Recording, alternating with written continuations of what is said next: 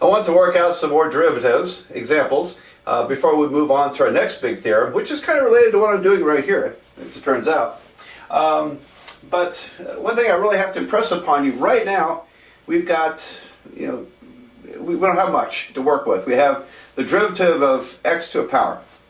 And then we have another theorem that allows us to factor out constants and distribute the derivative. And we don't have anything yet that tells us how to work the derivative of the product or the multiplication of two functions. Now we're going to develop a product formula from the theorem in probably the next video.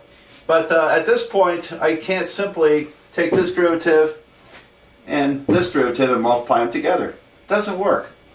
The only way we can proceed right in a moment is to multiply this out first. So we'll do that. And I'll get 2x to the third. So I'm following this out. 2x to the third plus 5x squared. And then minus 6x. And then minus 15. Alright, now it's in a format that we can use. We have a theorem for this one. And so what's our derivative? Hopefully this is really starting to come to you now. This is going to be 6x squared plus 10x to the first minus 6. And this is going to be plus 0, so we'll leave that off. And there's our answer. Now, just to show you the derivative of x squared minus 3 is 2x, and the derivative of 2x plus 5 is equal to 2. So if I were to multiply the derivative of these together, I'm going to get 4x. Not even close to 6x squared plus 10x minus 6. So you cannot distribute, we can't make this point more clear or more emphatically, you cannot distribute the derivative in a multiplication through the multiplication. In other words, you can't split this up into the derivative of this part times the derivative of that part. Just doesn't work. Now we have a proper way to do this, and it's unfortunately a little more complicated. We'll go over that and introduce that in the next video. Anyway, I wanted to get that out of the way. Let me put up a couple more of these. Here is the derivative of a parentheses raised to a power. 3x minus 4 to the second power. Okay, well, I don't have a theorem that allows me to work with this directly. I have to first square this out. So, and just, if you're one of those people that's kind of rusty at algebra, let me recommend this. When you square a polynomial, write it out. 3x minus 4 times 3x minus 4. Then FOIL it out. So we'll get 9x squared minus 12x minus 12x plus 16. And that all works out to be 9x squared minus 24x plus 16. Alright, now what I often see, I don't know if it's that often, but occasionally I see even calculus students make this mistake. They'll square a function by squaring the terms. So when you square 3x minus 4, you don't get 9x squared plus 16. You also have a minus 24x in there.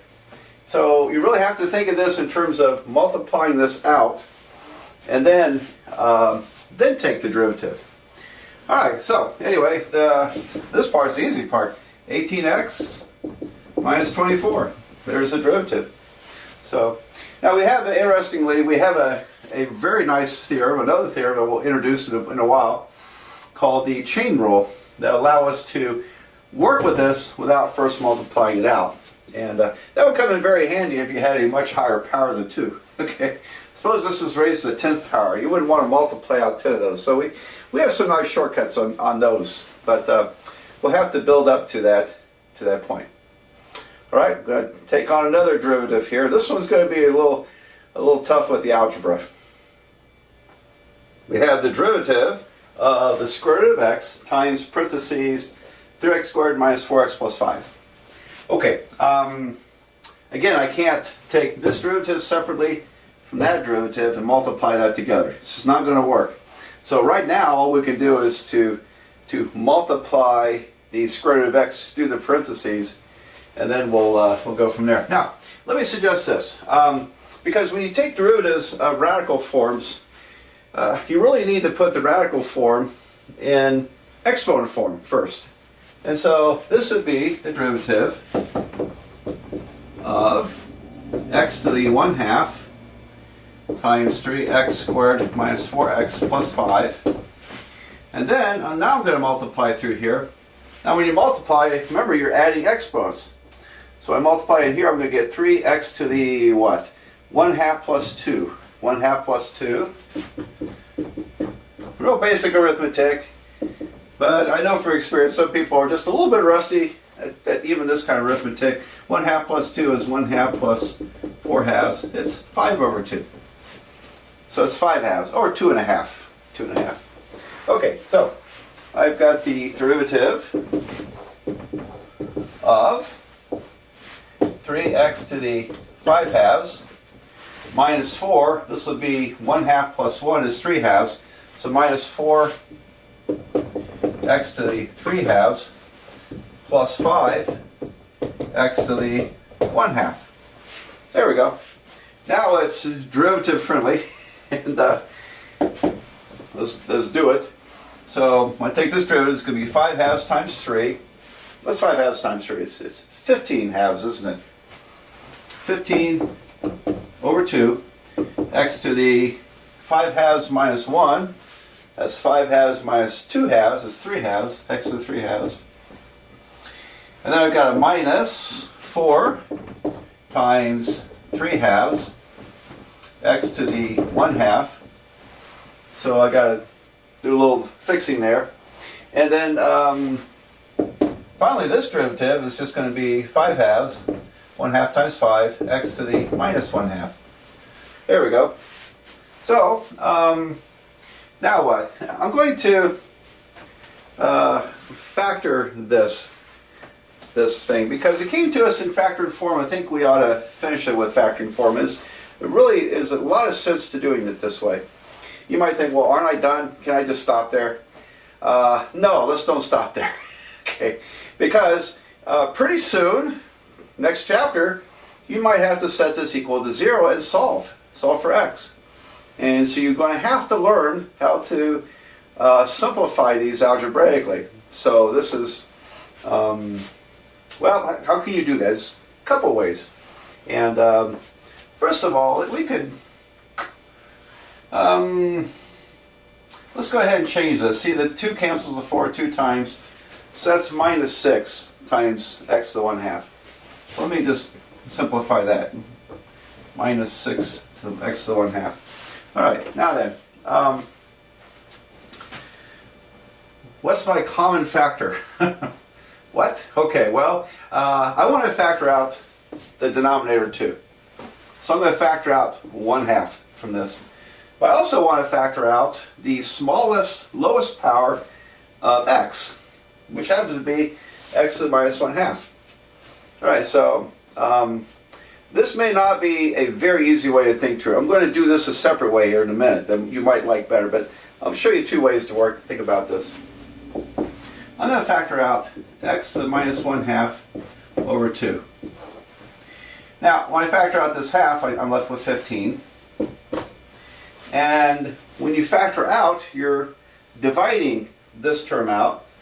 Dividing is a subtraction, so 3/2 minus negative 1/2 is 4/2. In other words, this is 15x squared. Wow. All right, let's check that. If I multiply this part back, I'll get 15 over 2. X squared times x minus 1/2. 2 minus 1/2 is 3/2. So it's a good idea to check your factoring. Just multiply it back to make sure you got that right. All right, over here, a little tricky, but when you factor out 1/2, you're dividing by half. Same as multiplying by 2. So in other words, I'm going to get 12x. So did that work? Let's multiply it. So I have minus 12 over 2 is minus 6. And then x to the minus 1/2 times x is x to the positive 1/2. And then finally, this will end up being plus 5. There we go. Because I'm factoring out the half, I'm factoring out literally this part here. Okay, that might be a little tricky to think through. On the other hand, some of you might like this process. Let me show you a different way to think through this. And it's I'm going to do it this way. I'm going to multiply by 2, let's see, what should it be? X to the 1/2 over 2x to the 1/2. Okay, so how do I get that? Well, I want to cancel the 2's, so I want to multiply everything by 2. But I just can't simply multiply this by 2. I can if I multiply it by 2, I also have to divide by 2. And I want to turn this into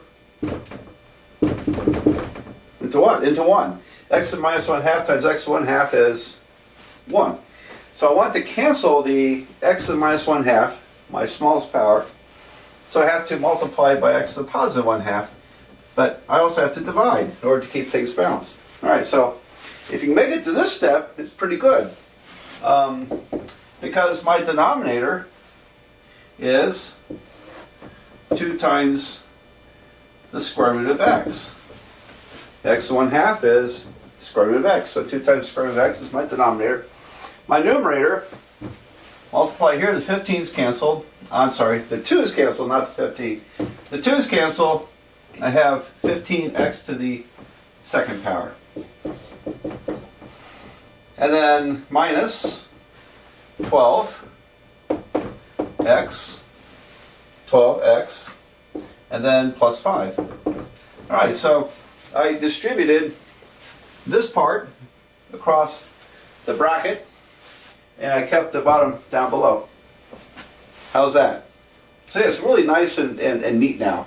Because if I wanted to set this equal to 0 and solve it, for example, use this in an equation, which we'll do that. We use a lot of algebra with our calculus, and so we have to get good at factoring and simplifying algebraic expressions. So I think this is one part that makes this course kind of tough, because the people who are rusty at algebra or never really got good at it, I'm sorry, you're going to have to work a little harder. You just need to practice more in order to get good at those techniques you'll see in this class. All right, so I'm going to see more of this as we move through the course. Going to see a lot more of this. And should I do another one? Yeah, let's do one more example like this. Well, most of these problems I just make up on the fly as I shoot these videos. And so let's see what happens with this one. I had the cube root of x times this third degree polynomial. So it's going to be a little messy algebraically, but I want to do this because I think you need to see another example of taking a derivative like this. And so let's see. First of all, this is x to the 1/3 power, isn't it? So it's equal to, and by the way, put an equal here. When you work things sequentially like this, I go from this equation, I simplify it to this equation, put equal signs in between. Don't be lazy about notation. Okay, it pays off in the long run. I've seen people forget to put equal signs as they work problems. They end up multiplying things together by mistake. Yeah, it's crazy. All right, so I'm taking equal derivative of x to the 1/3, parentheses 4x cubed plus 7x squared minus 2x plus 5. Okay, so I'm going to multiply this through. And here we go. I get 4x to the, oh boy, 3 plus 1/3 is 3 1/3. 3 1/3 is 10 over 3. 4x to the 10/3 plus 7x to the 2 1/3. 2 plus 1/3 is 2 1/3, which is what, 7/3? X is 7/3. Plus 5. Oh, I'm sorry. Minus 2x to the, let's see, that would be 1 1/3, that would be 4/3. Oops, can't forget my x. I'm getting hungry, that's why I'm not thinking so clearly here. 2x to the 4/3 plus 5x to the 1/3. There we go. And Now then, how's that derivative go? Well, this is kind of the easy part. I got 10 thirds times 4, that's 40 thirds. X to the, subtract 1. 1 is 3 thirds, so 10 thirds minus 1 is 7 thirds.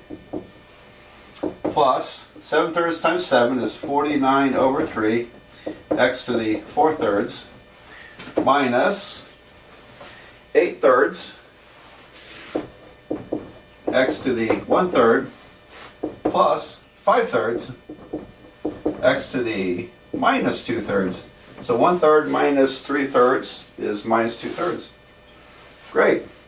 Well, I definitely want to factor out the 3 in the denominator.